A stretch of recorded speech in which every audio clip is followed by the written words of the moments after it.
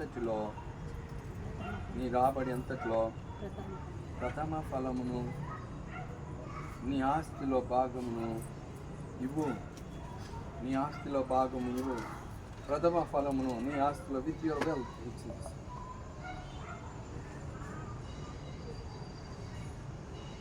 మనం పెదవులతో ఆయన వచ్చి స్తుతించితే ఆయనకి చాలదు,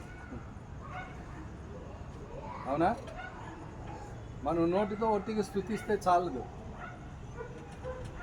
క్రియలో ఆయన్ని ఆరాధించాల, క్రియలో ఆయన్ని కనపరచాల, క్రియలో ఆయన హెచ్చించాల, క్రియలో.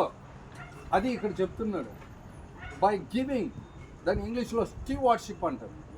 పరిచర్య చెయ్యి, కార్యము చెయ్యి, ఏదో ఒకటి చెయ్యి. నువ్వు చేయుట ద్వారా, ఇచ్చుట ద్వారా కనపరచు. ఒట్టి నీ పెదవులు, నీ స్వరము కాదు. ఇవేం నీ ఆస్తిలో అంటున్నాడు. ఏమంటున్నాడు? నీ ఆస్తిలో.